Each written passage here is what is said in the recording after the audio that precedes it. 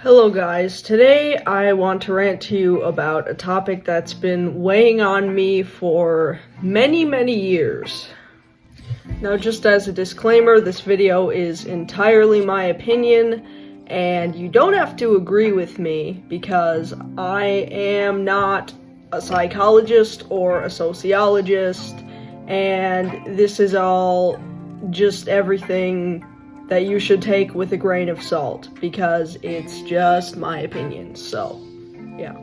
If anything, take this as a little bit of take it or leave it advice from a random person on the internet. So, let's play a little game. I want you to ask yourself how many love songs you have heard in the entirety of your life. I'll wait. Just throw out a random number.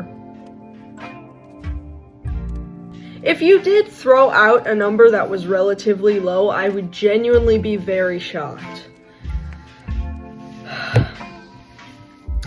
As a creative person, this is just coming from an artist's perspective now. We're going to get into deep reasons behind this later. As someone who loves to make music, loves to draw, loves to write fictional stories, romance is overrated. It is a fact that it is extremely prevalent in modern day culture, and probably in older cultures as well. And I think this may come off as a little hypocritical, because despite it being so prevalent in our culture and me feeling like it's too much, I still always consume it. I mean, how many artists I love and songs that I listen to by them are about love, and I still listen to them anyway, because they're just fire songs, you know? So, in a way, I feel like we can't really help it, you know? But at the same time, I feel like I'm going to propose this to you. If you are also someone who is creative and wants to contribute to the world in a creative way, please try to write about something or create something that is not about romance. Like, especially in the music industry, which is what I'm going to be in. Ugh, God. It's like, it's so rampant. It is so consuming. It's just everywhere in songs. I don't know where that came from. I guess because it's a very relatable human experience. However, there are so many other things on this earth that you can write a song about, okay? I mean, you ever think about human nature, about the way that our brains work, you know, the evolution of mankind? You ever think about the beauty of nature or animals? And yes, sometimes I do hear songs about things like that, especially, you know, songs about mental health are very good, I think. I think those are important contributions to this world, you know, or songs that cover social issues, or talk about things that I love, that I just mentioned, you know, like nature and things like that. I think I have heard some songs that are based upon these aspects of life, but the majority seems to be about romantic relationships. Or what about, instead of all that I said, how about just other types of relationships? You know, familial relationships, platonic relationships, relationships with your pet even? I mean, I've heard some pet songs in my life, and they've all been pretty good. Although it's not always clear on the surface when you're talking about a pet in the song without making it sound a bit funny. So that one may be a little hard to do, but creative people can get it done. Now, it's not just the fact that I think it's less creative, in a sense, to create all of this media centered around the same thing all the time, but I also think that the way it is portrayed can potentially be dangerous, because many times I do not think it is portrayed very well. From what I've seen, there are a few main messages that have come across in romance culture, and these are what they are. Premise 1. Romantic love is necessary. This is, I think, the most harmful thing that our culture preaches, honestly, when it comes to relationships.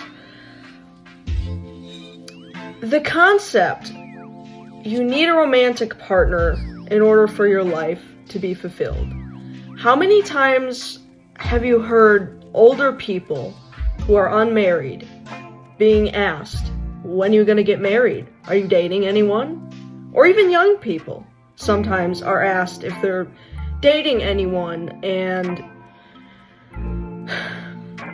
it's okay to an extent. I don't think anyone who says these types of things really understands the full weight of what they're saying sometimes.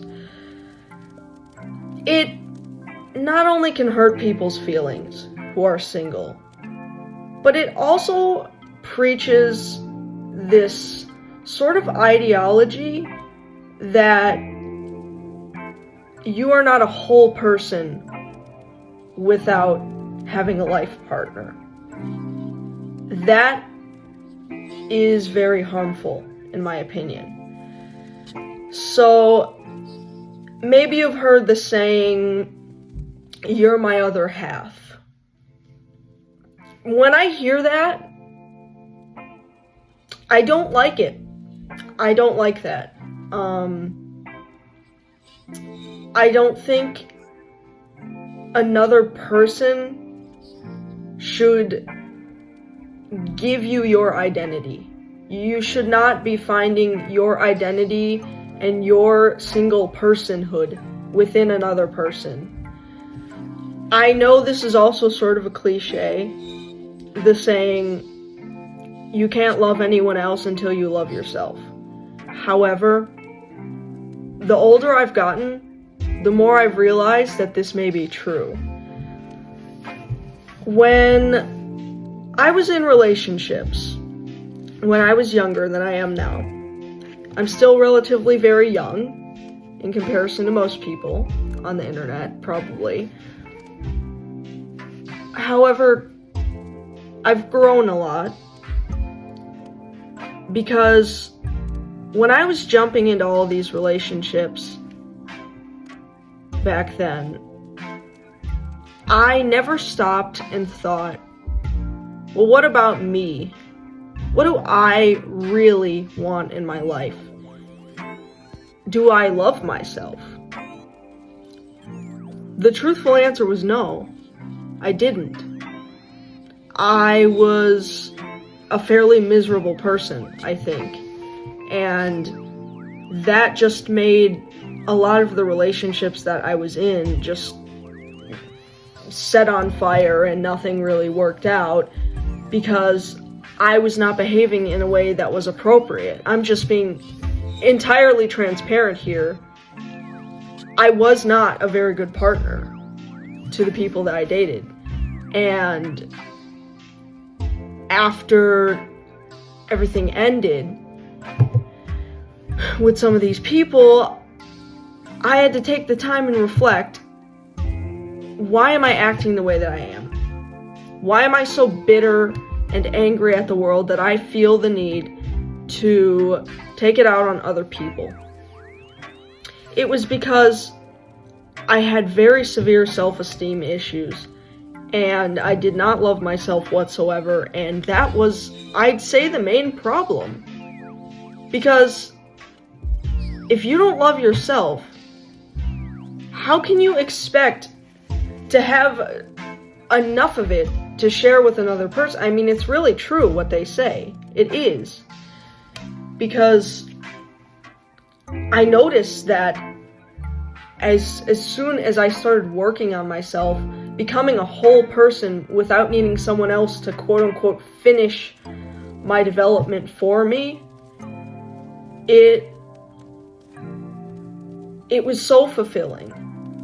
And looking for another person because you think they are going to fulfill you, I don't think is the answer. Because you need to find fulfillment within yourself. I like to think of romantic relationships as augmenting your life, not as completing it, okay? And that goes with a lot of other things in life as well. Like, people think money will fulfill them. It won't. It can augment your life. It can make it better in a lot of ways. It can make you more privileged than other people. But it's obviously not everything. It's not the main goal. And to have marriage or a life partner or just dating people in general as a goal in your life, I think obviously that's fine. Like, you can want that.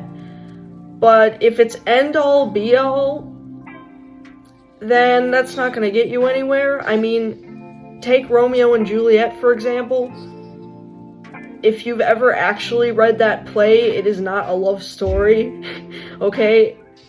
It's a huge tragedy. It's just terrible, and it shows exactly what an unhealthy relationship is, and how, quote-unquote, love can cloud your mind. And, of course, relationships involve a certain amount of sacrifice. I feel like a lot of things in life involve sacrifice if you are willing to take them on.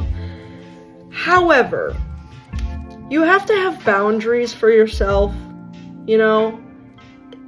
For other people, obviously, you have to have boundaries that you follow, that your partner sets. Obviously. But you also have to have boundaries for yourself that you set. And if your partner, if the relationship that you're in is making you feel like you are confined rather than in an open, free, and loving relationship, that is a problem. Because that may be a sign that you're giving up too much for this person, or you're living a life that you don't want to live just because you think this other person would want you to live that life. And that's not going to bring you fulfillment, you know? You should prioritize your own goals first, because you are you first before you are involved with anyone else, okay? You have to be you first. That is also why you can't go into a relationship pretending that you are something you are not. I have also almost mistakenly fallen down that path. And also, actually, I think I have fallen down that path. Because when I was younger, I did not exactly know everything about myself. I didn't figure out who I was entirely first before I started getting involved with people. And that is a problem. It's not to say I didn't know myself, because I'm a firm believer in the fact that no matter how young you are, you can have a core sense of identity that is constant throughout your life. But there's always still more to learn about and grow as a person. So I wasn't all entirely there as a person when I was in these relationships. And because I didn't know who I was entirely, or at least as much as I do now, that may have taken a toll on my self-esteem and made me act up and made me a little bit trashy as a person and not the best person to date at the time. And that's why it's so important. You have to at least have a solid sense of identity as an individual, before you start intermingling your life with other people who may then, not intentionally really, but like confuse you. You may start to believe you're something that you're not because another person thinks of you in a certain way, and you try to take on this identity that is unattainable for who you really are. And I hope that makes sense. That's a really bad thing that can happen, and it's happened to me before, and it's made me a terrible, bitter person, and I never want that to happen ever again. I want to be the best version of myself that I can be, so it's safe for myself and for the other person involved with me. Here's another premise. The concept of "you are my one and only." I don't like this one. Now, this I think may be a little less set in stone than the other premise. I feel like the other premise was, it's pretty clear, it's pretty agreed upon, I think, with most people who can understand these deeper levels of relationships. However, this one may be a little more opinionated on my side, but I still think it has some basis in reality, outside of my opinion. So, you are my one and only. Okay, problems with this. Monogamy is not the only option, folks. Like, that's just me being honest. Like, I think polyamorous relationships are so overlooked. And okay, hear me out. They can be very difficult, and not everyone morally agrees with them. But personally, I don't think it's a problem. Yes, they can be difficult to manage. There's a lot of communication that has to go back and forth, and everyone involved has to know what's happening, and that's why it can be really hard. However, I think it has a lot of benefits that monogamy cannot give you. For example, you can have a little party all together and just have I don't know, just have a little party and all play a board game together, because many times you need more than 2 people to play a board game, and you could just have these little group activities that are really fun. Or if it's just kind of like a linear sort of relationship where, you like this person, but then it's separate from the other partners. If it's that form of dynamic, then even still, it's just nice to have options. I mean, really, obviously it's not for everyone. Not everyone wants to do this. But even just for monogamous people, I will say this. The one and only is so full of it. It's not even real. I'm sorry.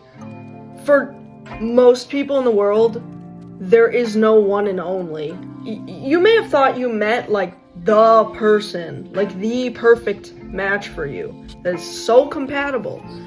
But then if you were in a different part of the world at a different time, you could have also just as well met someone very similar to that person who it would have also worked out with. And maybe you don't believe that's true, but I think it's true. I mean, probability is high. There are 8 billion people on this planet. It is not as hard as you think to find someone who is compatible with you, really. And once you get into this one and only mindset, And then if you break up with that person and they weren't everything for you, and you can't try again because they don't want to or whatever, then you're just going to be in this depressed mindset where your options aren't open to possibly finding someone else, and then that can sabotage you. Don't know if I mentioned this in the beginning, don't think I did. Another reason why I don't like the whole romance culture is because there's just simply more to life in general than love. Like, it's not... Well, I think I did kind of imply that with what I was saying. It's... like, dude... Also, don't forget that ace people exist. Like, not everyone wants to be in a relationship, you know? And if there's gonna be more romantic representation, I wish it would be done healthier and also showcase more than just your typical types of relationships, you know? There's a guy, and then there's a girl, and then they are only with each other for the entirety of their entire lives, and then they get married and they have 2 kids and a dog, and yeah, showcase other types of relationships too. And I'm glad society's been doing that, you know, it's been better, because of course straight people aren't the only people on the planet, you know, and also people who want to date or whatever have romances are not the only people on the planet either, because there are people... I think this is possible for most people on Earth. They just don't think they can. It is possible to have a beautiful and amazing life without being in a relationship. And as for me personally, finding someone is on the table, but also if I don't, doesn't need to be committed either. I'm very tired of this, this whole commitment thing, you know. They say commitment is important, and I guess it can be if that's what you want, but if that's not what you want, quit listening to other people. Go do what you want. If you don't want to be in a committed relationship, if you want to kind of like jump around, do whatever, like be a wacky doodle, like do that, obviously, as long as the people you're involved with are okay with that, you know. Make sure everyone's boundaries are being respected. However, monogamy, commitment, it's like, come on, dude. You can just have freedom. If you want to do all that normalcy, go ahead. But if you don't want to, that is also fine, and I hate that people don't say that enough. And so, next Valentine's Day, 2025, guys, I am going to be preaching. I'm going to be preaching about loving myself, about you guys loving yourselves, and about family, and about friends, and about pets. When people start dating someone, and then they think it's totally fine to just up and leave all their friends just because they're dating someone, and just not talk to them anymore, not care about them anymore. It's happened to me, so not healthy. You probably need more than one other person in your entire life, okay? Like, if you have friends and family that love and care about you, you know, please, a relationship does not mean you need to abandon everyone else in your life, okay? And I know how easy it can be to fall into that trap sometimes when you're in the right mindset, because love is like chemically addictive. I know that. But imagine how equally amazing it can also feel to receive love from other people as well. Just people in your community, you know, that you're not dating, that are just platonic with you, you know, and they just, that is also, I think, an addictive feeling. Also, the love you get from yourself when you truly look in the mirror and say, I am beautiful, I am worthy. That, guys, so addictive. Even, I argue, more addictive than romantic feelings, because I know romantic feelings can be addictive for you people who are interested in romance. I know they can be. I've been there myself. I've centered my life all around that type of stuff. No more. No more centering your life around that. 2025 is coming. You need to realize that we are on this earth for more than just that. That is not the meaning of life. The meaning of life is what you make it, I suppose, but at the same time, I wouldn't recommend making it about that, because there's so much to live for. Like, go read a really good, like, one of those, like, philosophy books out on the lawn with, like, the sun just, like, you know, well, it's winter now here, but you get the point. Go travel to Barcelona or whatever. I don't know. Adopt an animal. Adopt a rabbit or something. So, subscribe or else it'll turn into a block of cheese. Okay, goodbye.